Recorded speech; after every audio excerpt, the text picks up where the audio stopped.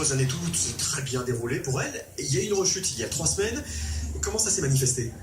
Oui, donc elle avait déjà eu des complications dans une prise de sang, donc elle m'en parlait, mais bon, dans ma tête, après 8 ans, une leucémie, c'était pas possible.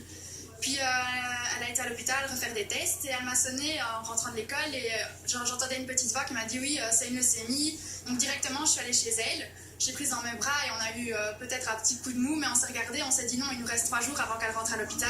On va pas les passer à se morfondre. Voilà. Alors elle m'a confié ce qu'elles ont fait à ce moment-là. Là, ça a été une succession de choses. On peut développer un petit peu? Oui, donc pour commencer, on a été chez le coiffeur. Donc elle s'est fait des petits cheveux roses. Parce que parfait, c'est canon. Oui, voilà, exactement. De toute façon, elle est canon. Donc c'était génial. Puis on a mangé parce que ça, elle avait faim. Et vu qu'à l'hôpital, elle ne pouvait pas tout manger. Donc oui, on a fait plein de choses. Je suis allée dormir chez elle et c'était chose de meilleur ami. Voilà, exactement. Très bien. On te souhaite plein de courage. On sait que ça va bien se passer pour toi puisque tu as lancé un appel aux dons de cellules souches sur Internet. Ça s'est bien passé. Il y a eu un bon retour. Et on peut le dire, Dr Baudou, elle va recevoir sa greffe, c'est ça? Oui, on est maintenant en mesure d'assurer qu'il y aura effectivement une greffe prochaine. Et bon, je pense que l'occasion aujourd'hui est vraiment parfaite pour rappeler ce qui est fait dans notre pays en matière de greffe de cellules souches avec des donneurs volontaires. Et je suis justement ici pour un peu rappeler tout ce qui se fait en matière de recrutement de donneurs, par exemple. Il faut savoir qu'actuellement en Belgique, on a 75 000 donneurs inscrits dans le registre national. Excusez-moi, est-ce que c'est bien? Est-ce que c'est un bon chiffre? Est-ce que les statistiques sont bonnes? Oui, tout à fait. C'est-à-dire que par rapport à la population du pays, on peut dire qu'en effet, c'est un effectif tout à fait honorable pour un registre national. Et à côté de ces 75 000 donneurs, on a aussi 20 000 unités de sang de cordon disponibles pour transplantation dans le pays. Et tous ces donneurs sont accessibles pour tout patient où qu'il se trouve dans le monde et vice-versa.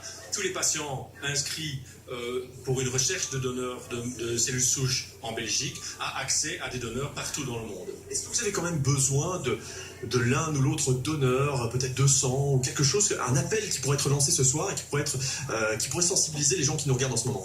Oui, c'est-à-dire que donc Anaïs, c'est un cas dont les auditeurs de Télévie ont entendu parler, bien entendu, mais il faut savoir qu'en Belgique, à peu près 200 patients sont en recherche d'un donneur de cellules chaque année. Et on en greffe à peu près 200 aussi chaque année. Et donc, pour maintenir l'effectif du registre de nos donneurs, on a une politique de recrutement qui vise à remplacer les départs en fait. Mais on n'a pas actuellement une politique de recrutement pour essayer d'augmenter le nombre total de donneurs. On remplace les départs et ça se fait avec sans trop de difficultés en Belgique. Tant mieux, c'est très bien. On n'a pas de difficultés particulières pour justement assurer ce recrutement. Génial. Dr Baudou reste avec nous et avec vous également sur le chat www.televi.be si vous souhaitez le retrouver dans quelques instants pour répondre à vos questions. Anaïs, on t'embrasse vraiment très très fort et puis maintenant on va prendre un petit peu des nouvelles de la battle de Top Chef entre Charles Michel et Maggie Lebloc.